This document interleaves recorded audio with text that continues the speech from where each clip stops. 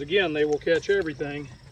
But if you're on a creek and the beavers are coming up here, you'll have a trail that wide going to the cornfield. I don't know they explain how snares work to you very much in there.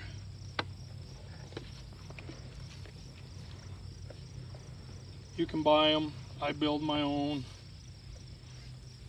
On a snare, this is the lock. The lock is the thing that slides. And that's what catches. When it gets down tight or onto the animal, that's what it catches, and it won't slide backwards. Kind of like the same on that drowner. That's our deer stop. Have to have that legally in Iowa. So this only goes down to 2.5 inches. That way if a deer gets in this, his foot will come out. He can take off.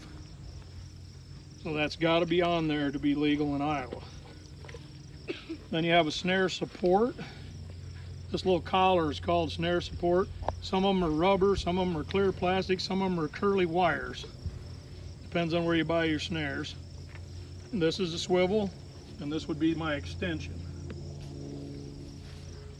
And what you do, the support, whether it's a curly wire or the clear one or this, gets pushed onto a wire. That's what holds your snare where the beavers are walking.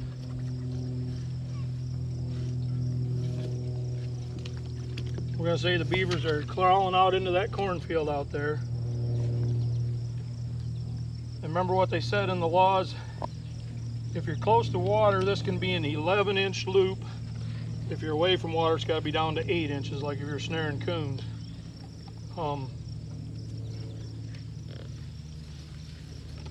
Push this in. You want it to be across the trail, perpendicular. That was my coon trail, or that was my beaver trail going right up through here. I like my beaver snares about this far off the ground, like this. And as the beaver comes up and walks through that, it holds on to here till he gets clear up there, and then it pulls off. Now you got a beaver caught, and he's alive, and he's just in a big circle, just like he has a lasso on him. The only time it usually kills him is if you get him around the neck. And even that doesn't all the time with the deer stop. The other end of this, you definitely got to stake really, really well. Oh, I didn't talk about that. Cross staking. Using 2 stakes instead of 1. If you're in a place where you don't think that that it's too soft or sandy or whatever, you can cross stake a trap. Let's just use this trap. See, you can only get 1 stake through there. And if it seems like it's going to pull out easier, we want to use 2 stakes. We want to kind of cross them, because they can't pull both of them at the same time. They can pull one up, but when you have one at another angle, they can't. They make things to go on here that have 2 holes. You could actually put another swivel on here.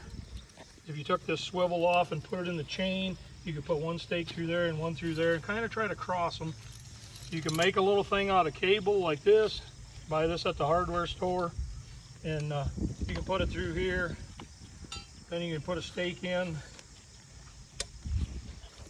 and I would put it all the way down. I mean, if you can pull it out, most of the time an animal can pull it out, or at least the bigger ones you're after. This one I'd probably put at an angle and cross. Now if it was downhill, I'd probably cross it uphill, you know. But if you put one at an angle and 1 straight down, like that, then it's really hard for the animals to pull them out. And I'd push these all the way down to the dirt, you know. You still got, with these down at the dirt, you still got swiveling up here and swiveling right here. You should have a mid-chain. This is kind of an older trap. That's a double jaw trap. They were talking about the double jaws. It just holds on to his paw better with both jaws. It's not as sharp. You know, people think traps either got teeth or they got really sharp jaws. If these were like a knife, you just cut the foot off. We don't want that. We want to catch him, you know. And they'll laminate for the same reason, to make it thicker so it holds him just fine, gives him more to hold him. but it doesn't cut into his foot. Anything else on? Any more questions? Ask him if you got a Yep, question. you can ask. That's what we're here for.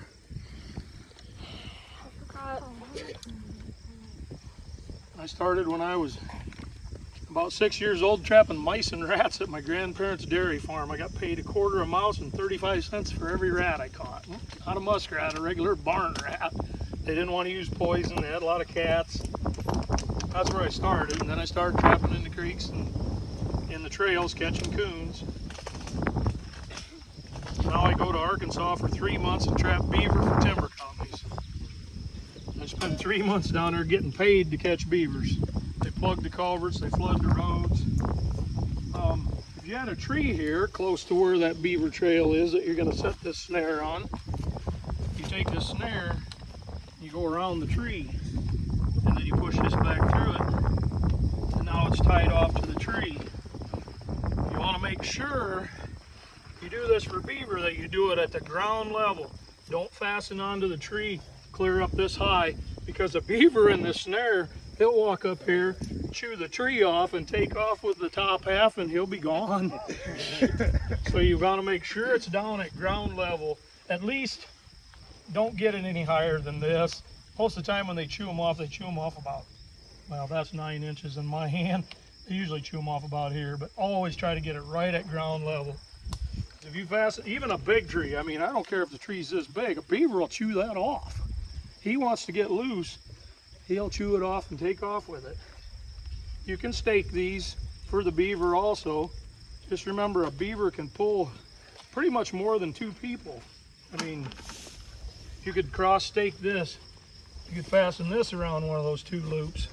Same thing, and push those in hard. And I like a long snare. I'm gonna run, this is like 10 feet long, because then he's pulling out here. If you run a really short snare, then they're pulling right up alongside the stake. Before we learned how to cross stake, there were some times where we'd fasten our beaver snare to this stake right here, and we'd come up and the stake would be that far out of the ground, because the beavers get right up beside it and the snare's this tight and he's got it wrapped around, he just stands up. They got power. 2 of them up in a hole in a snare, 2 of us couldn't pull him out. We had to end up reaching up with the rifle and just shooting into the body of the beaver wherever we had. It wasn't no shooting ahead. It was just reach up and shoot him to get him out. I mean, we had leather gloves on and we were leaning on it, and he just braces the side of the hole and we could not pull him out. They can pull. Badgers are just as worse. Yeah. If there's anything I want you to remember is just make sure you stake your traps or anchor your traps as like you're going to catch an elephant. Then you don't have to worry. If you make a coon set and you catch an otter, and an otter is ferocious in a trap. I mean, he is 900 miles an hour around in a circle, and he rolls and he rolls and he rolls. He will pull out, chew down, break off everything in the catch circle. And do not step in the catch circle. You know what the catch circle is when you catch an animal?